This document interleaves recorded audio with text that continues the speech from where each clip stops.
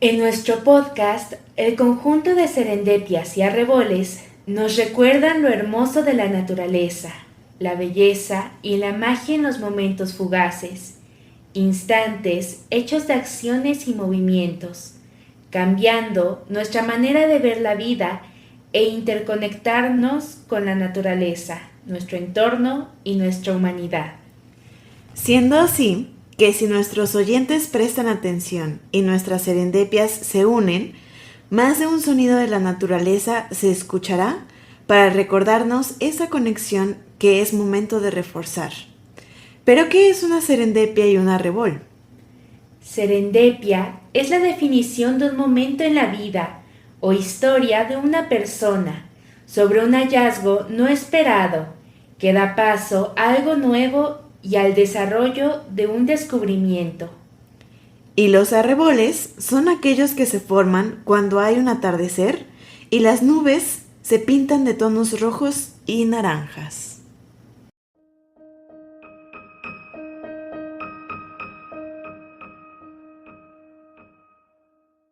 Bueno, pues estamos a punto de iniciar nuestro segundo episodio de nuestro podcast de Serendipia Arrebol y el tema de hoy, pues vamos a hablar sobre la raza, enfocándonos a este tema gracias a el Día Internacional de la Raza, que se va a celebrar el próximo 12 de octubre.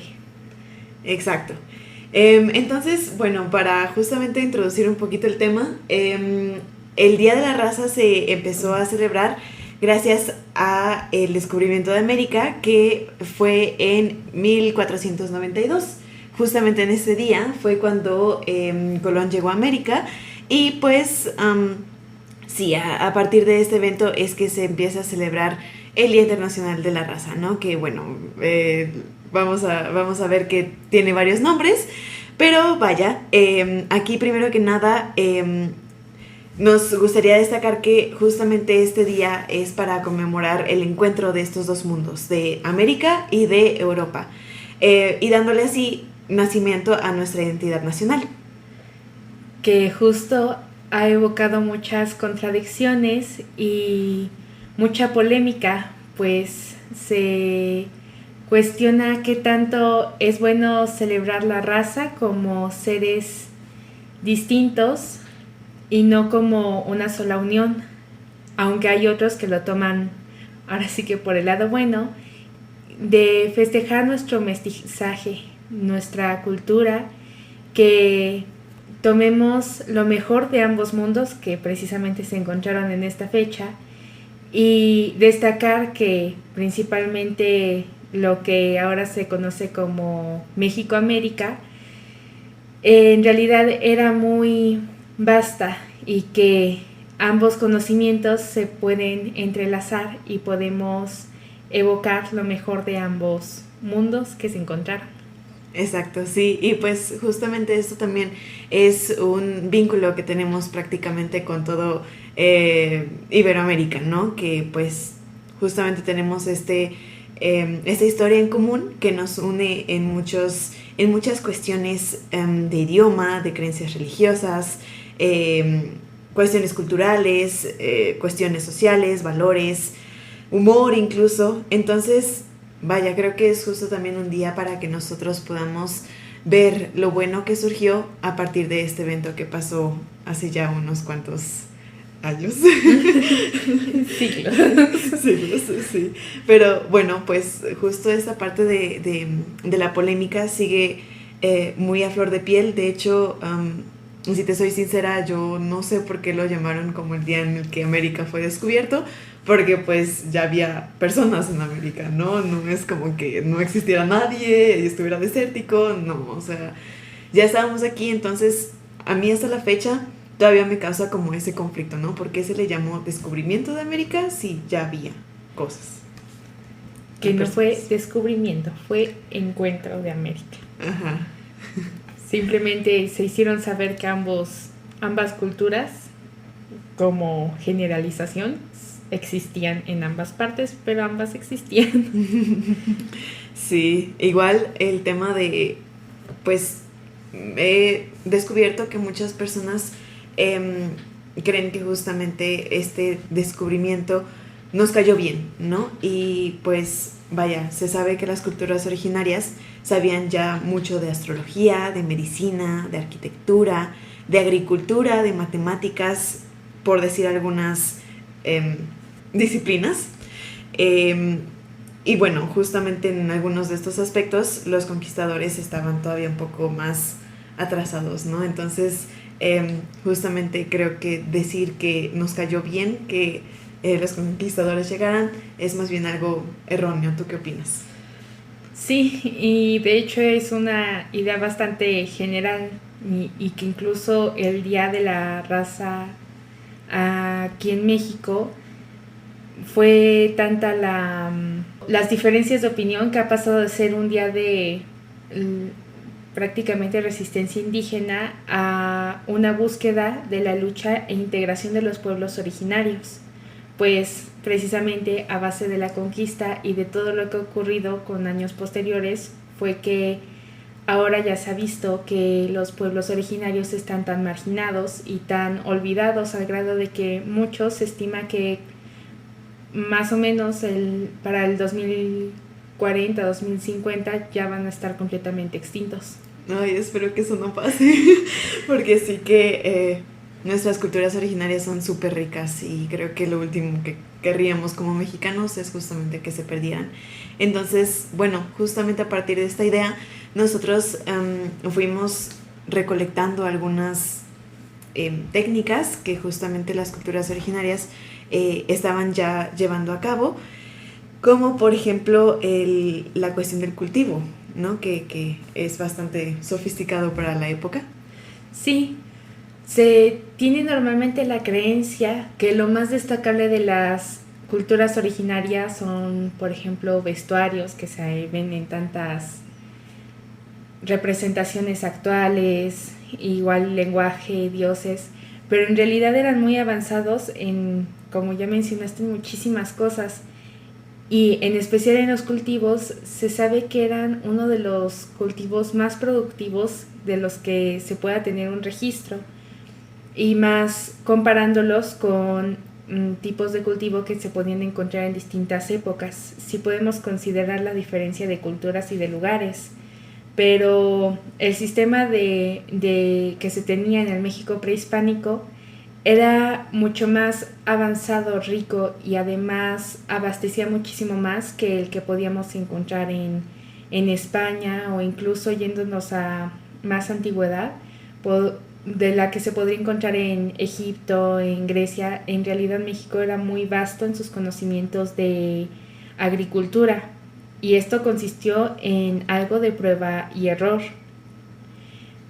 Principalmente, al menos de las más conocidas aún hoy en día, son las chinampas que se usaban por toltecas y aztecas, pero en realidad había muchísimas maneras de agricultura que les servían para abastecerse, incluso la creación de sistemas artificiales para incrementar la producción de todas sus cosechas. Sí, de hecho la chinampa se me hace muy interesante porque resulta que justamente las chinampas que están en el lago de Xochimilco fueron justamente diseñadas por agricultores aztecas y vaya, por su riqueza cultural e historial, fueron declaradas por la UNESCO Patrimonio de la Humanidad en 1987. Entonces, vaya, justo eso refleja que esta técnica sí que debería perdurar en el tiempo y que pues es bastante avanzada, ¿no? Y bueno, justamente en estas parcelas agrícolas se formaban con sedimentos del mismo lago, agregando también residuos orgánicos, que justamente así se creaban entonces como unas islas artificiales que estaban encima del lago, porque vaya, la idea de las chinampas es que justamente se construyan en zonas en donde el agua es el principal medio Entonces, así era como justamente las culturas que se ubicaron al lado o junto al lago de Xochimilco pudieron justamente cultivar sus alimentos y pues cultivaban más cosas evidentemente, pero algo de lo principal es que cultivaban ahí la milpa, que bueno, la milpa es un tipo de policultivo, que es justamente cuando tú siembras dos o más tipos de cultivo en el mismo espacio. Y específicamente hablando de la milpa, se refiere a sembrar frijol, calabaza y maíz, porque justamente los tres cultivos hacen equipo, básicamente, para crecer mejor, ¿no? El maíz, justamente ves que son como varitas, entonces crecen o proveen soporte para el frijol, porque ves que el frijol justamente es como una enredadera, entonces bueno, la vara del maíz sirve como soporte y se va enrollando en el maíz y así crece mejor. Además de que el frijol, pues, hace muchas cosas, pero una de las más importantes es que justamente fija nitrógeno en el suelo, que es necesario para que la calabaza y el maíz puedan crecer adecuadamente. Y pues justamente la calabaza, por sus grandes hojas, cubre el suelo y esto genera más, o bueno, que no se seque tanto el suelo y también reduce así la maleza. Entonces, sí, ayuda a preservar el agua en el suelo. Justo. Esta idea fue desarrollada precisamente porque en el México prehispánico se tenía mucho esta posibilidad de que todo lo que se pudiera hermanar habría que hermanarse porque eso llevaba a un mejor desarrollo.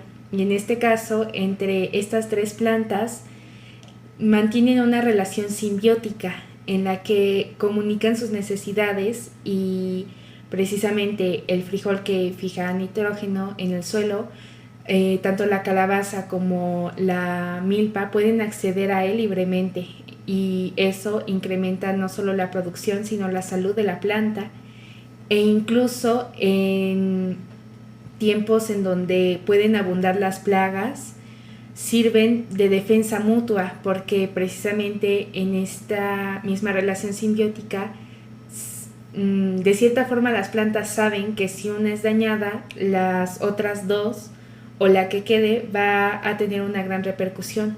Entonces, en plagas y también se veían muchos otros policultivos de la época, se dedicaban a que en caso de que una lanzara esa señal de alarma de que tenía algún tipo de plaga, las otras iban a iniciar una especie de sistema de defensa que iba a ayudar precisamente a alejar insectos, plagas y atraer a otros que sirven de depredadores naturales a cualquier afección que pudiera estar teniendo alguna de las tres. Sí, de hecho, justo con el tema de la milpa, he entendido que cuando el maíz es atacado, una de las plagas que suele atacarlo es el gusano soldado, ¿no? Uh-huh. Y justamente pues le avisa de alguna forma al frijol y el frijol entonces empieza a aumentar la producción de azúcar, que esto llama a depredadores naturales del gusano, como hormigas o avispas, y entonces justamente estos depredadores naturales pues ya se comen a los gusanos y así ya no se daña el cultivo. Pero, ¿sabes? Se me hizo también súper interesante que resulta que justamente las avispas que se alimentan de este néctar enriquecido del frijol viven casi el doble del tiempo. O sea, eso también se me hace una cosa súper magnífica. Además de que, bueno, pues a la persona que tenga el cultivo pues le conviene justamente porque así puede atacar a una mayor cantidad de gusanos o de plaga, vaya.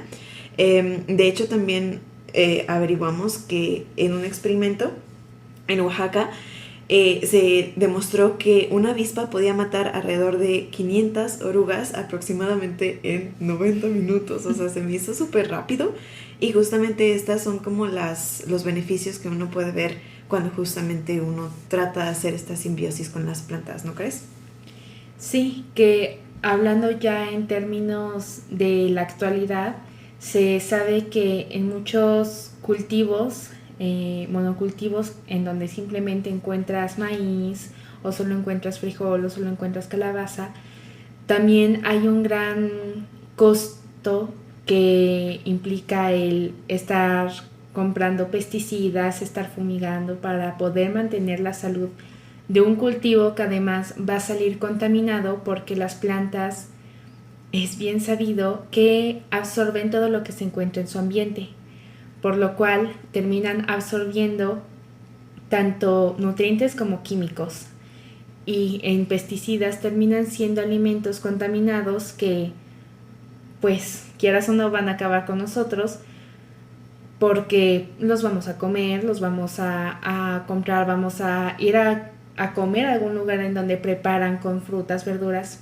van a acabar dentro de nuestros cuerpos y a la larga terminan causando enfermedades. Uh-huh. Y en este sistema, precisamente, de una manera natural, se evita la presencia de las plagas y en caso de que ocurra, otras plantas hacen la labor de, ahora sí que pedir socorro y pueden atraer precisamente a lo que vendría siendo un plaguicida completamente natural. Uh-huh. Y fuera de lo demás también significaría pues un coste menos en lo que son las cosechas y las siembras. Sí, sí, sí.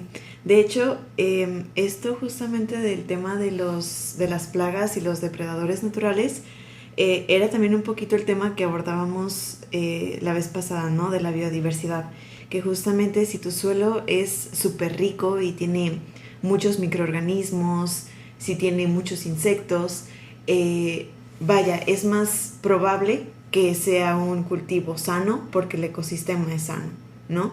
Y justamente pues esto implica que haya una gran cantidad de fauna, ¿no? Y de flora. Entonces, justamente creo que es interesante que estos métodos de policultivo justamente fomentan la biodiversidad, porque la idea es que justamente sea un ecosistema sano y que pueda ser autosostenible hasta cierto punto, ¿no?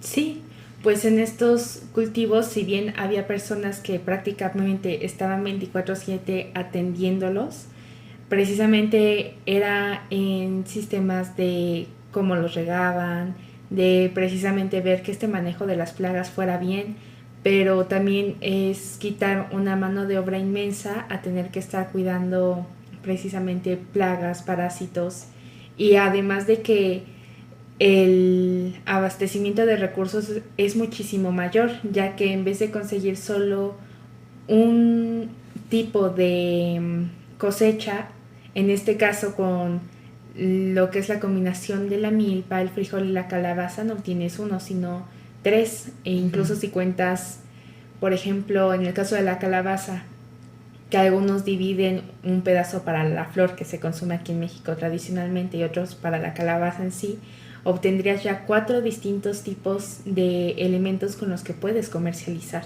Uh-huh. Sí, sí.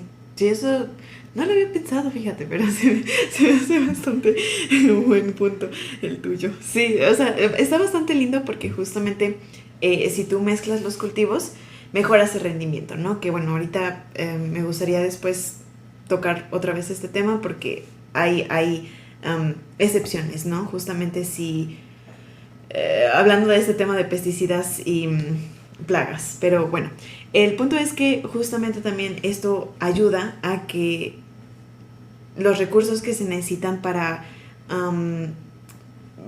cultivar sean menos, porque justamente estábamos diciendo que la calabaza lo que hace es que sus hojas tapan el suelo y eso genera que la humedad prevalezca.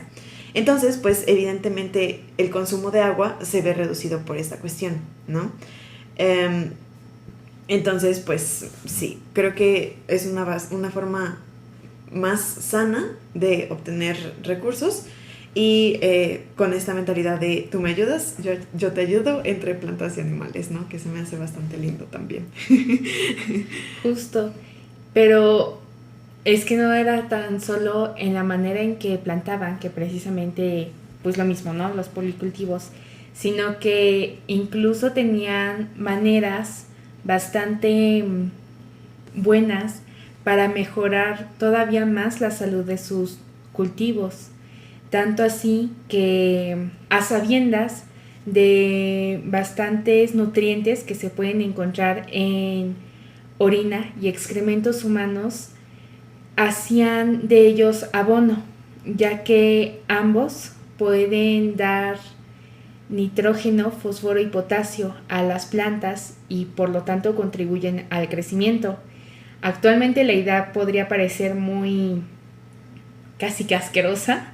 Polémica. Ajá. Pero a final de cuentas eso es lo que se hace al comprar abonos bastante caros. Se compran abonos de ovejas, de el abono que brindan las lombrices, que puedes decir es diferente, termina siendo comida que es excretada y por ejemplo en caso de lombrices es comida en estado de putrefacción de la que se alimentan lombrices, le excretan y eso es uno de los abonos más caros que puedes encontrar al día de hoy. Sí, el famosísimo humus de lombriz, ¿no? Sí, y al final sigue siendo lo mismo. Y pues aún con todo, animales, que nosotros incluidos, el excremento es bastante, y la orina también, tiene bastantes nutrientes y se puede usar para muchísimas cosas como hacían muchas civilizaciones antiguas. En este caso no solamente las civilizaciones que estaban ubicadas en el México prehispánico. Sí. De hecho, o sea, me gustaría como destacar otra vez esta parte de los elementos que nutren justamente las plantas. O sea, ustedes métanse a internet, busquen qué elementos necesitan las plantas para crecer y van a ver que justamente son nitrógeno, fósforo y potasio. Y esos son justamente los elementos que tienen, como justamente ya dijo Semi, los excrementos y la orina. Entonces, por más rara que suene la idea, como ya lo dijo Semi, o sea, en realidad es algo bastante común y que justamente muchas civilizaciones antiguas ya lo hacían desde hace muchísimos años. Entonces, justamente aquí hablando de México, los pobladores antiguos hacían, excremento en letrinas, ya tenían justamente letrinas adaptadas en sus hogares y estas se recogían para que justamente la popó se pudiera justamente utilizar como fertilizante en las chinampas. Incluso era también usual que en los vecindarios ya hubiera baños públicos para que así también se pudiera recoger todas las materias fecales y fueran transportadas en canoas a las chinampas mismas, que bueno, justamente estos elementos se utilizaban para rellenarlas, ¿no? Como ya se dijo antes. Entonces, era una práctica bastante común y no solamente aquí en América, sino que también en Roma, por ejemplo, en Japón también. Y pues justamente la demanda de este, digamos, de producto era tan alta en los mercados de Tlatelolco que pues ya se empleaba la compraventa. Incluso también en Roma, en Roma, literalmente los recogían de los canales del drenaje de la ciudad. Entonces, o sea, es bastante el uso que se le daba en estos tiempos. Igual también la orina se utilizaba para fijar permanentemente el teñido de las fibras de las telas. Entonces, en Japón, en el siglo XVII y XVIII, había disputas justamente por los altos precios del fertilizante hecho a partir del excremento y la orina humano. Y en China me llamó mucho la atención lo que decías respecto a las lombrices que comen justamente los desechos ya en estado de putrefacción, porque justamente en China se decía que el excremento y la orina de la gente más rica era, pues, bueno, el mejor, porque justamente tenían la idea de que los ricos tenían una mejor dieta. Entonces, esa como me dio risa. Y no lo consideraba nada asqueroso, sino más bien una forma de darle un segundo uso a este desecho que nosotros generamos, que en realidad, pues, insisto, tiene muchos elementos y se puede utilizar muy bien como fertilizante, ¿no? Y así pues también se evitaban todo el tema de el agua contaminada que tenemos hoy en día. Y bueno, estas ideas actualmente son muy, mm, pues sí, evocan asco a la gente precisamente por la cultura que ya tenemos generalizada en todas partes, porque ya prácticamente no hay un lugar que le dé un segundo uso a los desechos humanos naturales. Se toma como algo que se debe de alejar, por lo que sea mal olor, por que simplemente da asco, pero en realidad pues demostraban que no era así y precisamente no era algo solamente de aquí de México. Y también mucha gente se ha apoyado en esto para decir que antiguas civilizaciones tenían costumbres ahora sí que asquerosas, que no eran limpios, que su comida estaba, pues, por decir algo, contaminada, de precisamente por estar en contacto indirecto, porque pues era la tierra de las plantas, con desechos humanos, sin precisamente tomar en cuenta todos los nutrientes que se aplicaban a las plantas. Y sin embargo, aún si ampliamos un poquito más el ojo de la historia, podemos ver que en lo absoluto eran personas que no consideraran la higiene. Al contrario, eran personas que tenían hábitos de higiene bastante amplios. No solo cuidaban bastante bien el transporte y el uso de los residuos tanto fecales como de orina, sino que también tenían costumbres que ahora podríamos creer que son muy actuales, e incluso habría cierta forma de pensar que diría que vino a raíz de la conquista, pero no. Un ejemplo claro está en las pastas de dientes o en el cuidado dental, que asumimos que es algo muy de la actualidad cuando en realidad no.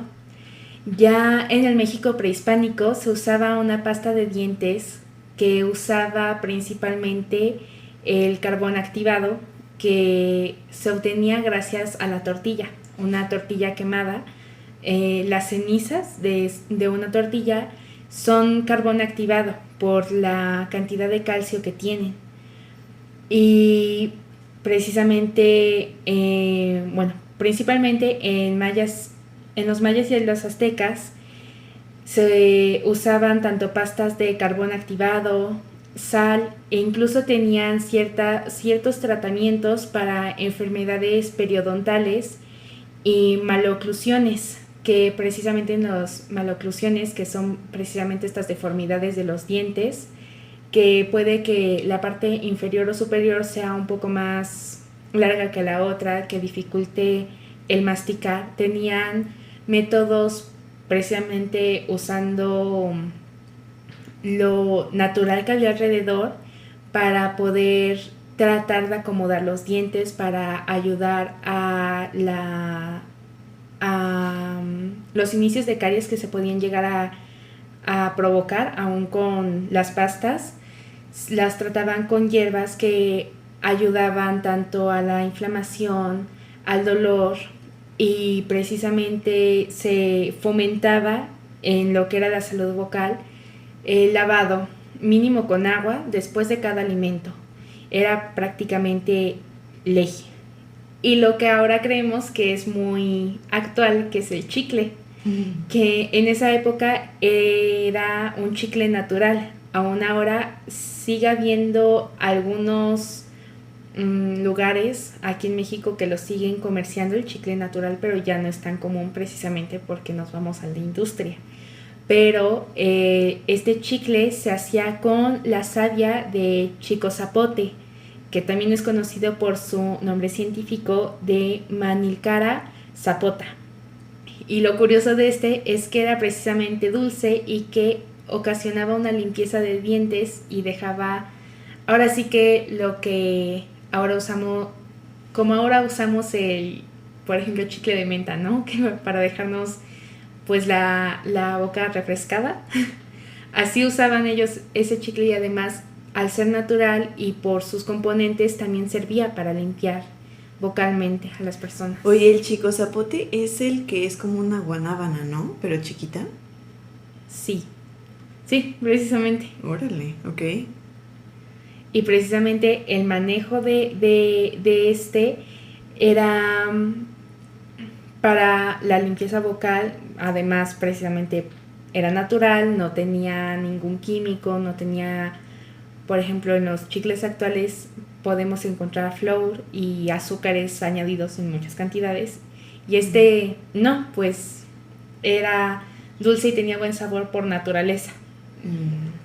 Sí, exacto, Semi. Entonces, ellos tenían varios hábitos de higiene prehispánico y pues no solamente se lavaban los dientes y no solamente tenían chicle, sino que también tenían otras costumbres que justamente reflejaban la buena higiene que tenían. Por ejemplo, los aztecas en el siglo XVI, tenían prohibido tirar basura en las calles porque justamente tenían este hábito de practicar el reciclaje. Entonces, vaya, eso no se veía en Europa en esos tiempos, entonces es un buen indicador, ¿no?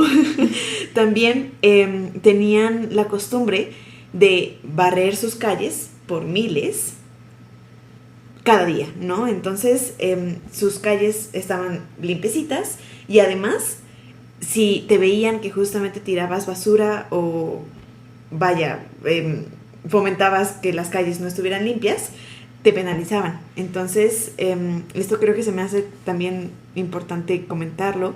Además de que pues ellos se bañaban prácticamente diario. El rey Moctezuma encontré que se bañaba incluso hasta 2 veces al día y pues ellos usaban jabón incluso a la hora de bañarse.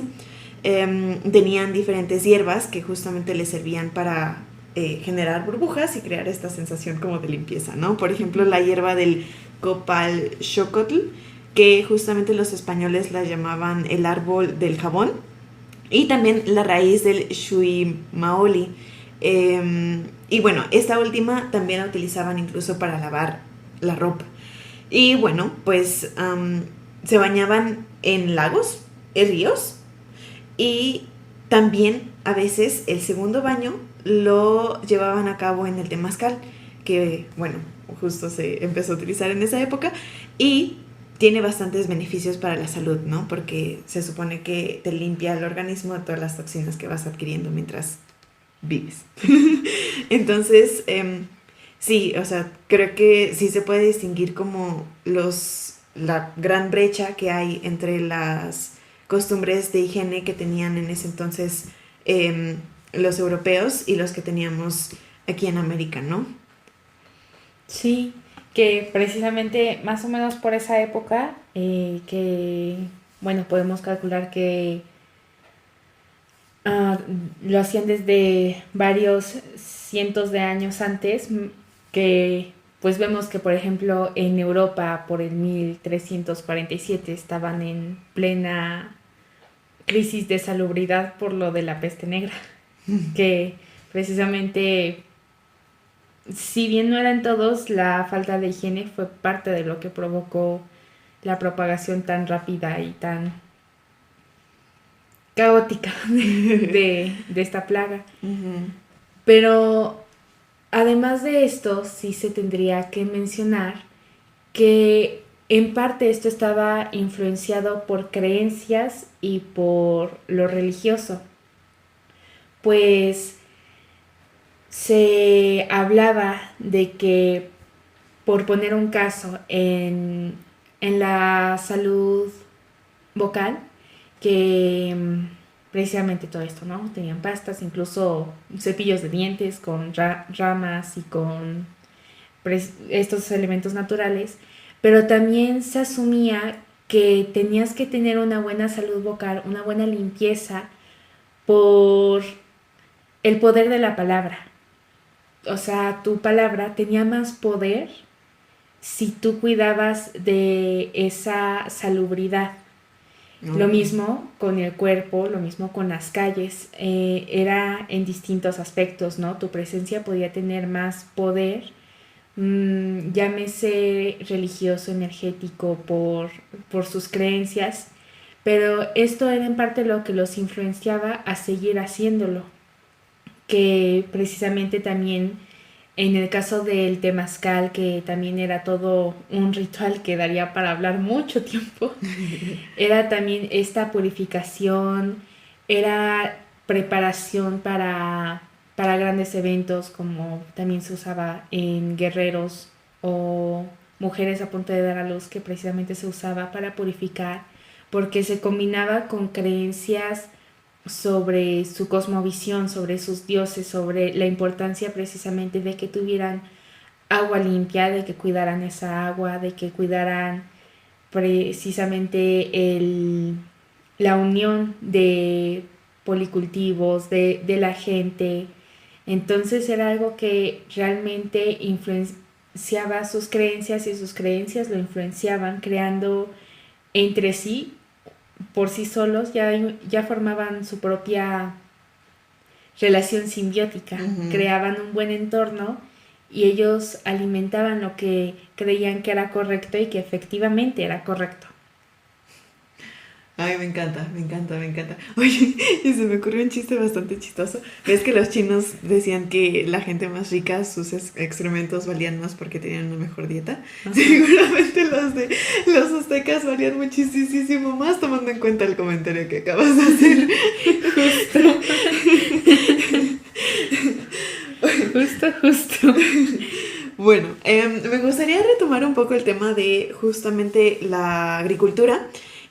Tú estabas comentando que el policultivo, a diferencia del monocultivo, pues vaya, la principal diferencia es que justamente el policultivo tiene mínimo dos tipos de cultivo sembrado en la misma área. Y el monocultivo, pues solamente es uno, siempre, ¿no?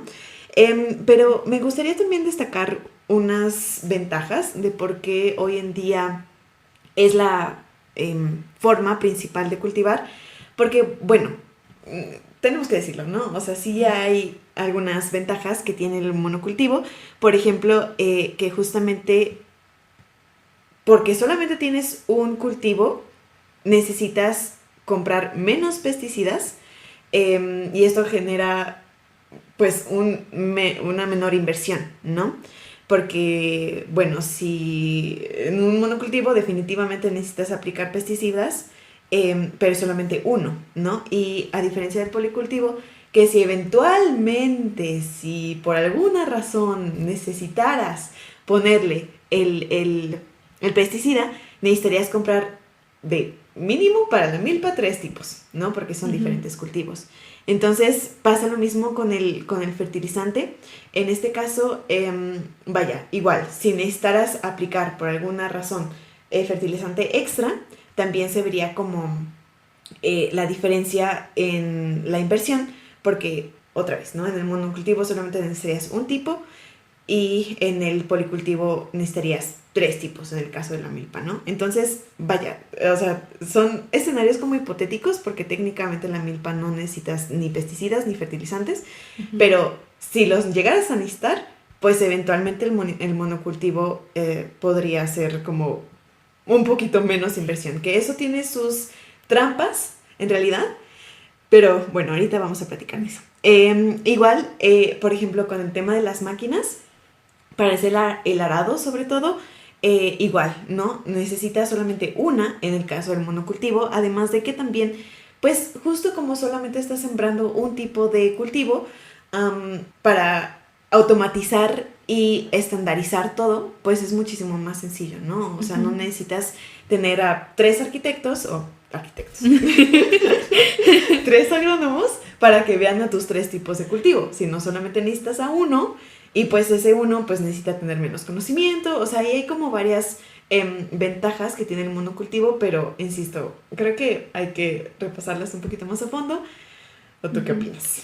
Sí, porque, pues sí, aún con todo podemos encontrar pues ligeros pros y contras, ¿no? Y que precisamente en este caso de la necesidad tal vez de fertilizantes y pesticidas, se podrían requerir en más cantidad, aunque Exacto. también está el hecho de que precisamente al aplicar policultivos, lo que sucedería también sería un fortalecimiento de las plantas, porque pues con cada cosecha de cierta manera evolucionan un poquito. Ujú. Entonces habrían precisamente que están hermanadas, que necesitan tal vez ser mejores en esto o aquello, y con el tiempo cualquier debilidad que pudieran tener sería reforzada Ujú. para precisamente superar esa barrera. Y obviamente también pasaría con las plagas, ¿no? Verían que pues las plantas están más fuertes, buscarían ser más fuertes y así se irían ahora sí que tratando de superar, pero es algo que ha ocurrido desde tiempos inmemoriales, Ujú. que precisamente incluso lo podemos ver hoy en día, que cualquier cosa, si tú llegas a tener una plaga de algún bicho en la casa, compras algún tipo de pesticida, pero con los años ya tienes que comprar uno más fuerte precisamente porque las plagas se están haciendo más fuertes. Exacto.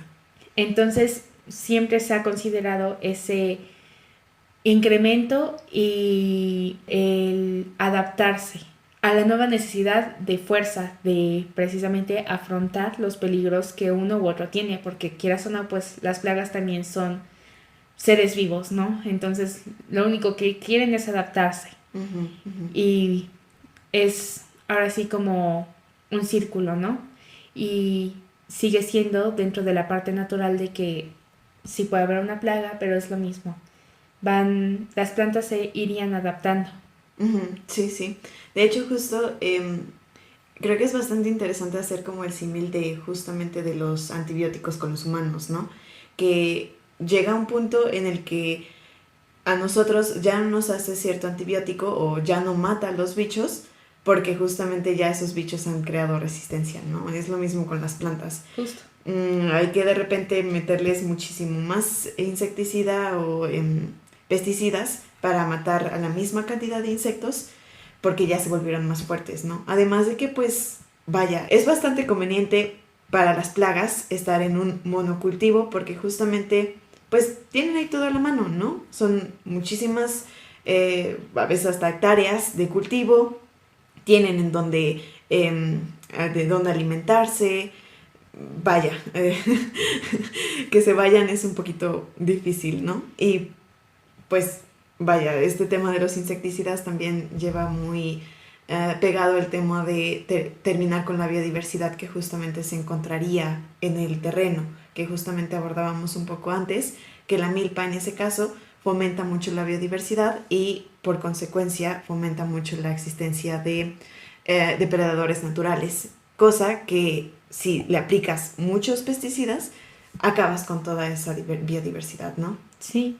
Y también considerar que incluso puede ocurrir que al también usar lo que son fertilizantes que son artificiales y muy fuertes, la planta se va a ir acostumbrando a un entorno que ahora sí que la debilita porque no la incita a precisamente seguir ese fortalecimiento, por lo que también puedes requerir más pesticidas para poder proteger a la planta que poco a poco con las generaciones de cultivo se va a ir deteriorando su capacidad de defenderse por fertilizantes artificiales porque Ujú. precisamente las tierras ya no tienen lo suficiente para darle.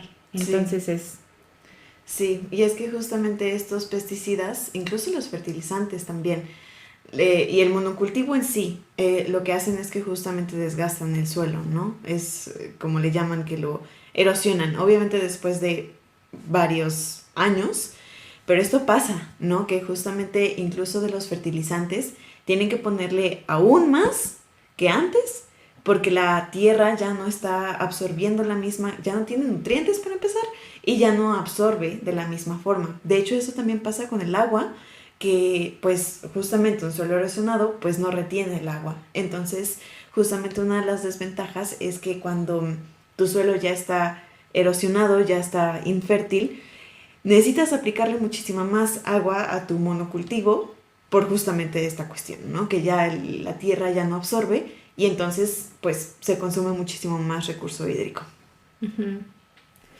Pero también es que las plantas también van teniendo más, bueno, en el caso de los químicos van afectando lentamente pues salud. Y en el caso de precisamente de policultivos pues es defensa natural. Ujú. Si llegan a tener mayor salud, frutas, verduras, lo que tú estés cosechando, pues quieras o no, esa salud va a ir a tu vida, ¿no? Porque Ujú. al final tú eres el consumidor, tú eres quien lo va a estar teniendo presente pues todos los días, no Claro, pasamos un día sin comer o sin sí, la necesidad de hacerlo. sí, sí, sí, sí.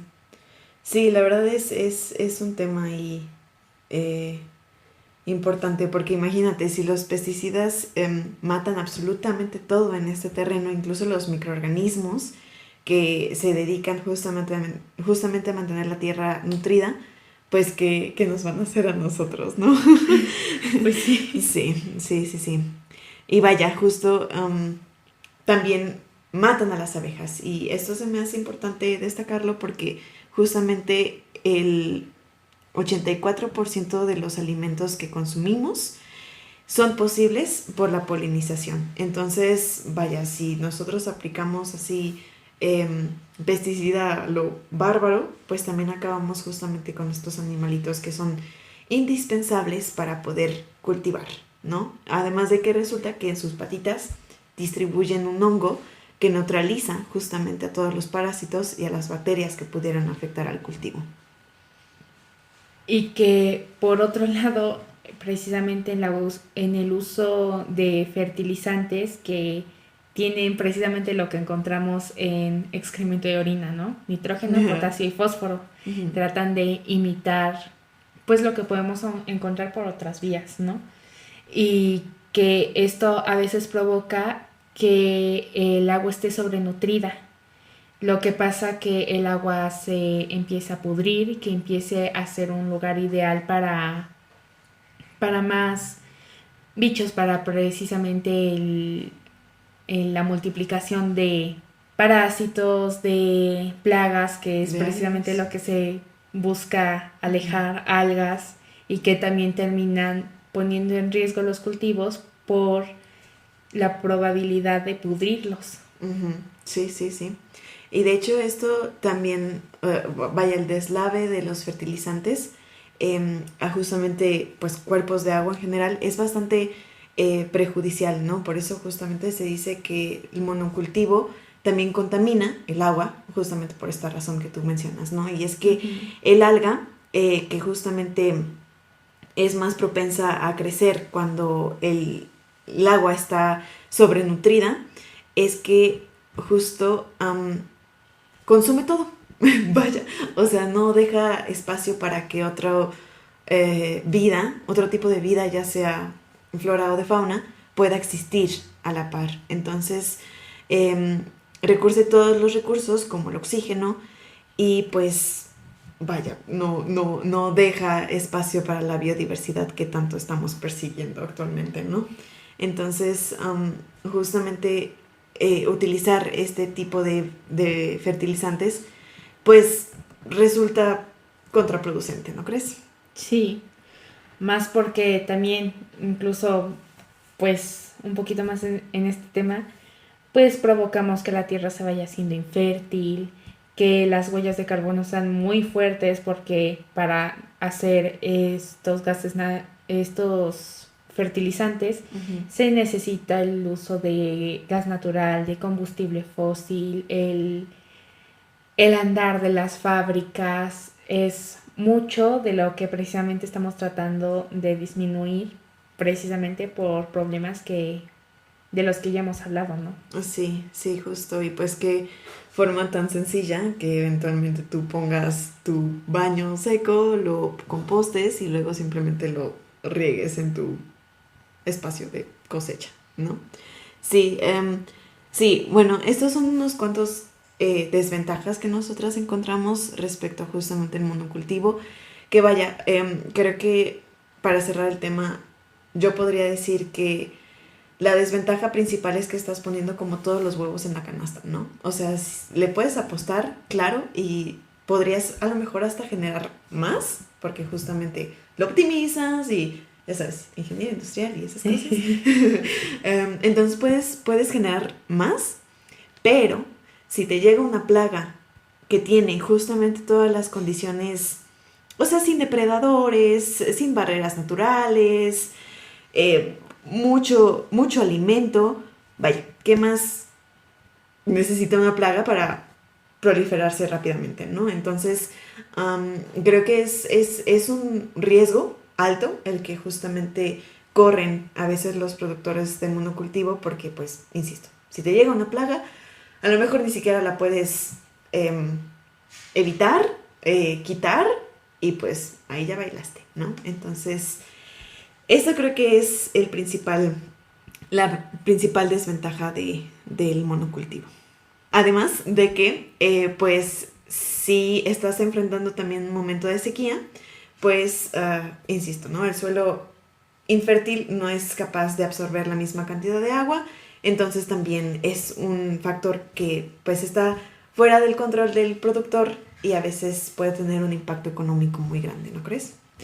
Sí, también hay que considerar que, pues ya está comprobado que un solo ser humano genera alrededor de 500 kilos, bueno, el equivalente a 500 kilos de orina y 50 kilos de heces, que pues hay que multiplicarlo por todos los millones que somos.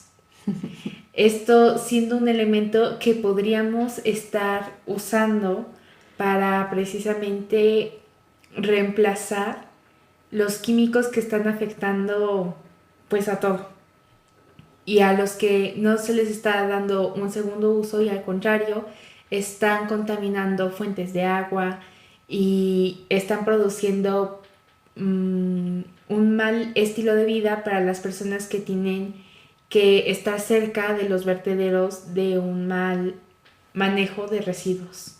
Sí, exacto. Creo que justamente porque vaya, también es importante destacar que se necesita compostar, ¿no? O sea, no es como que solamente lo recojas y ya se lo eches, no. O sea, sí necesita tener un tratamiento justamente para, pues, deshacerse de los malos olores, de todo lo que no se necesita eventualmente para nuestro fertilizante, ¿no? Entonces, creo que justamente esto nos invita a que nosotros hagamos un cambio de costumbres y que justamente pues nosotros tratemos de darle un segundo uso a nuestras heces y a nuestra orina. Porque justo como dices, actualmente todo eso se va a nuestros ríos, nuestros lagos, al mar. En el mejor de los casos, a plantas de tratamiento de agua. Pero vaya, si se le puede dar un mejor uso, pues qué mejor que hacerlo, ¿no? Sí, y que de hecho, pues podría incluso caber la duda, ¿no? De que si la orina y las heces son tan llenas de nutrientes, ¿por qué no simplemente dejar que se vayan tranquilamente por ese río, por ese lago, al océano? Y es que precisamente tienen que tener un tratamiento antes. Precisamente en lo que es el México prehispánico sí se usaban estos tratamientos y en casos, por ejemplo, de la orina es bastante corrosiva hasta que se le da el tratamiento adecuado. Además de que aún con los nutrientes, que es lo mismo que hablábamos hace rato, ¿no? Que un agua sobrenutrida va a ser el hogar ideal de algas, de organismos que la van a afectar y por ende, en caso de lagos, ríos, incluso océano, van a provocar que la biodiversidad única y natural de esos ambientes se vea perjudicada. Sí, sí, sí, sí. Sí, entonces pues no queda otra que pues gestionarlos más adecuadamente, ¿no? Y esto ya, insisto, no es nuevo, pero ya también se está retomando actualmente. Por ejemplo, Francia, afueras de París, justamente un laboratorio que entiendo que es Laboratorio de Agua y Medio Ambiente y Sistemas Urbanos, algo así. Justamente ya ha estado practicando utilizar las heces y la orina, o más bien el compost de heces y de orina para cosechas, y ha sido bastante interesante porque los resultados han sido que prácticamente este tipo de fertilizante equivale o tiene el mismo rendimiento que fertilizantes sintéticos. Entonces eso se me hace súper interesante y creo que es justamente la puerta que nosotros estamos buscando ya un poquito como más científica de que esto realmente funciona, ¿no? También en Estados Unidos el Rich Earth Institute también ya ha estado haciendo estudios con justamente pues lo mismo. Y aquí en México también ya hay baños secos, o también les llaman baños ecológicos, que básicamente es una forma de gestionar más adecuadamente los residuos humanos. Pues es básicamente un excusado, vaya, pero en lugar de que tengas la taza, ponen el aro encima de una cubeta, y esta cubeta tiene acerrín, que a su vez tiene microorganismos. También puede tener zeolita, y pues la idea es que tú vayas al baño normal y como gatito, ¿no? Le echas acerrín ya con microorganismos para que justamente estos microorganismos vayan degradando correctamente pues nuestros residuos, y pues a su vez también generen, o más bien no generen malos olores, y pueda después de un cierto tiempo ser utilizado como compost. Aquí en México también ya existen empresas que justamente pasan por tus cubetas llenas de residuos y ellos mismos hacen el compost. Entonces tú en realidad no tienes que preocuparte por nada, simplemente por hacer popis y pipis y cubrirlo con el acerrín y la cantidad adecuada. Y pues está, yo la verdad se me hace magnífico. De hecho, tú, Semi, sabes que en alguna época teníamos un baño seco. Actualmente lo estamos cambiando por otra ecotecnia, pero vaya, a mí se me hace una muy buena forma de lograr la economía circular, ¿no? Que es como darle valor a lo que antes no tenía nada de valor, incluso se consideraba asqueroso, y que ahora se puede utilizar como materia prima para justamente lograr un producto que tenga un beneficio, tanto social como medioambiental, ¿no? Sí. Y que precisamente dentro de todo esto podemos ver perfectamente que nuestros antepasados sabían cómo generar lo necesario para subsistir de una manera más sana. Que precisamente estas son costumbres que podemos imitar y que precisamente lo ideal es que puedan estar presentes en nuestra vida, porque no solo aminora el impacto ambiental, sino que también fomenta a una preservación de los recursos, de la flora, de la fauna, y que precisamente es mucho de lo que estamos buscando actualmente con las diversas crisis que se están dando alrededor de ya todo el mundo.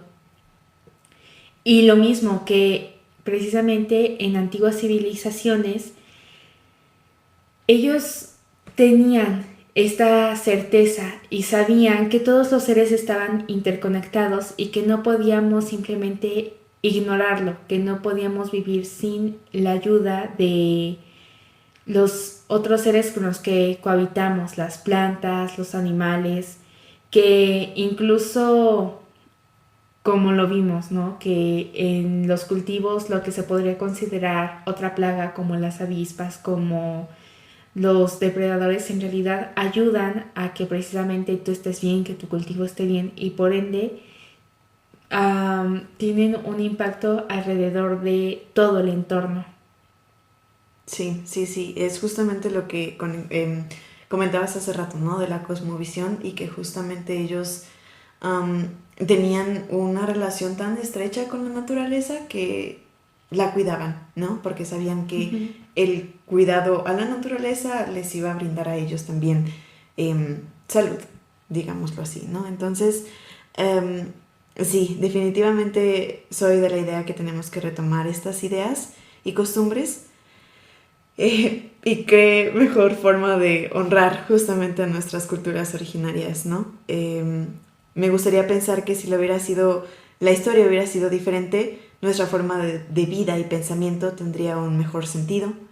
Pero bueno, creo que es justamente momento de retomar todas estas costumbres que sé que nos pueden hacer una mejor sociedad.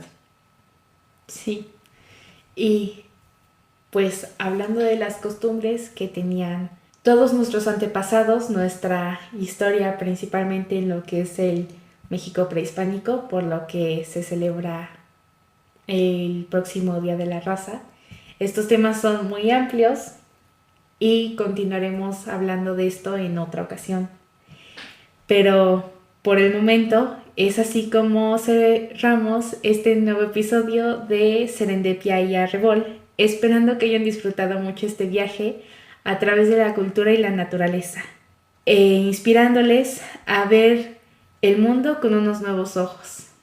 Si les gustó lo que escucharon, acompáñenos, pues podrán seguir escuchándonos cada 15 días en nuevos viajes por lo desconocido, explorando conexiones insospechosas y la naturaleza que aguarda a que nos detengamos a admirar su gran capacidad. Y no olviden que con pequeñas acciones se pueden generar grandes cambios y la aventura de cuidar nuestro entorno está al alcance de todos. Así nos despedimos por hoy. Mantengan la curiosidad viva y activa y los ojos bien abiertos, pues volveremos a encontrarnos muy pronto. Hasta luego.